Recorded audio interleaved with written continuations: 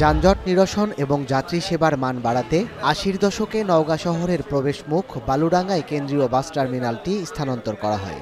কয়েক হাজার পরিবহন শ্রমিক এবং যাত্রীদের সুবিধার কথা ভেবে টার্মিনালে নির্মাণ করা হয় একটি ভবন। এখান থেকে রাজধানী ও আশেপাশের ৮টি জেলাসহ অভ্যন্তরীণ ১১টি উপজেলার অন্তত ৩০০টি বাস চলাচল করে। কিন্তু টার্মিনাল ভবনটি নির্মাণের দীর্ঘ সময় অতিবাহিত হলেও করা হয়নি সংস্কার। ২০১৪ সালে ভবনটিকে ঝুঁকিপূর্ণ ঘোষণা করে পৌরসভা থেকে সাইনবোর্ড সাটানো হয়, কিন্তু এরপরও বাধ্য হয়ে ঝুঁকিপূর্ণ ভবনেই শ্রমিকদের সময় কাটাতে হচ্ছে। এছাড়া যাত্রীদের জন্য নেই ছাউনি ও বসার ব্যবস্থা। যেখানে সেখানে ময়লার স্তূপ ও সামান্য বৃষ্টিতেই জলাবদ্ধতা যেন নিত্যদিনের সঙ্গী। এ নিয়ে ক্ষোভের যেন শেষ নেই যাত্রী ও চালকদের। ঝুঁকিপূর্ণ একটা টার্মিনাল এবং টার্মিনালটা ফাটন ধরে গেছে।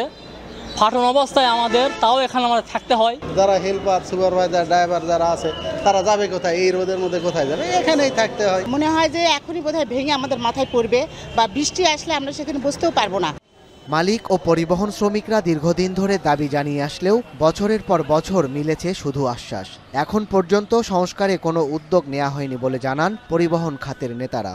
আমরা কৃত্রিমভাবে নওগাঁ জেলা মোটর শ্রমিক ইউনিয়নের পক্ষ থেকে আমরা একটা জায়গা নির্ধারণ করে দিয়ে ওখানে বাথরুম, মেয়েদের বসার কিছুটা ব্যবস্থা করে দিয়েছি। এই পরিত্যক্ত ভবনটি অপসারণ করুন এবং নওগাঁর মালিক শ্রমিকদের এবং সাধারণ যাত্রীরা যাতে করে কোনো রকম দুর্ঘটনার মধ্যে না পড়ে। অনতিবিলম্বে একটি টার্মিনাল, একদম আধুনিক একটি টার্মিনাল তৈরি করা হোক। এদিকে পৌরসভা থেকে বাস টার্মিনালটি ইজারা দেয়া হলেও ২ বছরের ব্যবধানে রাজস্ব নেমে এসেছে অর্ধেকে। ২০২২ সালে ৫ লাখ টাকায় টার্মিনালটি ইজারা দেওয়া হলেও চলতি অর্থ বছরে তা নেমে এসেছে ২,০০,০০০ টাকায়। ভবনটির উন্নয়নের জন্য ইতোমধ্যেই প্রস্তাবনা পাঠানোর কথা জানান পৌরসভার নির্বাহী প্রকৌশলী। বলেন, প্রকল্প পাশ হলে নওগাঁ বাস টার্মিনালটি আধুনিক রূপ পাবে। ডেভেলপমেন্টের জন্য আমাদের নতুন একটা প্রজেক্ট RUTDP, এই প্রজেক্টের আওতায় বাস্তবায়নের জন্য আমরা প্রপোজাল অলরেডি পাঠাইছি।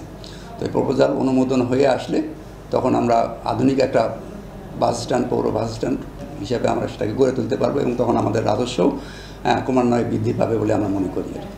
কয়েক হাজার পরিবহন শ্রমিক ও যাত্রীদের ভোগান্তি কমাতে দ্রুত পদক্ষেপ নেওয়ার দাবি সংশ্লিষ্টদের। এখন নওগাঁ। ২৫০টিরও বেশি ডিজাইন অপশন নিয়ে ওয়ালটন স্মার্ট ফ্রিজ, বোঝে আপনার প্রয়োজন।